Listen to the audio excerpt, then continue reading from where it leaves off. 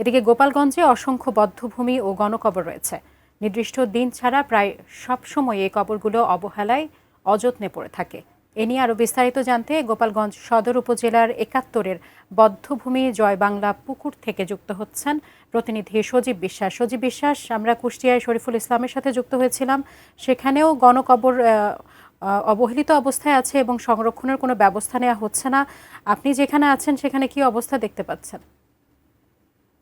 জিয়া, আমরা দেখি যে আসলে এই বিজয়ের মাস বা ডিসেম্বর আসলেই কিন্তু এই বধ্যভূমি বা গণকবর গুলো কিন্তু সেজে ওঠে। বাট কিন্তু এছাড়া কিন্তু বছরের অন্যান্য সময় এই বধ্যভূমি বা গণকবর গুলো অযত্ন অবহেলায় থাকে। আমি এই মুহূর্তে রয়েছি গোপালগঞ্জ সদর উপজেলার যে বধ্যভূমি বা গণকবর যেটি, এবং এটিকে কিন্তু জয় বাংলা পুকুর নামে এই বধ্যভূমিটা পরিচিত। এবং গোপালগঞ্জ সদর উপজেলায় কিন্তু দুইটি গণকবর বা বধ্যভূমি রয়েছে, এবং কাশিনীতে একটি রয়েছে, মুকশেদপুর একটি রয়েছে, এবং কোটালীপাড়ায় একটি রয়েছে।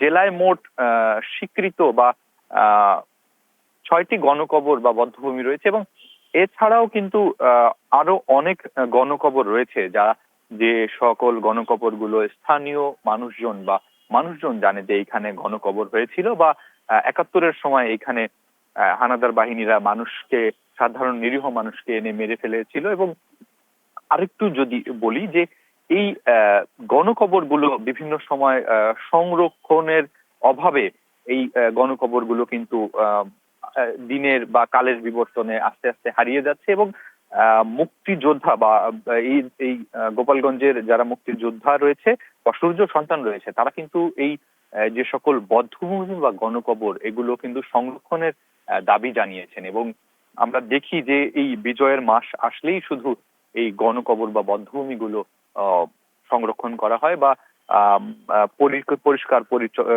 যত্ন নেওয়া হয়। এবং আবার কিছু কিছু বধ্যভূমি বা গণকবরের আমরা দেখি যে নাম ফলক উঠে গেছে, বা বাকি যে সময় এই বিজয়ের মাস ছাড়া বাকি যে সময় সেই মাসগুলোতে কিন্তু মানে সেখানে অনেক কাপড় নাড়ে, গরু চড়ায়, এমনও ইতিহাস রয়েছে। তবে মুক্তিযোদ্ধাদের মধ্যে এই নিয়ে কিন্তু একটি মিশ্র প্রতিক্রিয়া বা একটি ক্ষোভ রয়েছে যে আসলে মুক্তিযুদ্ধের একটি স্মৃতি বা ৭১-এর যে নির্মমতা, এই গণকবর সেই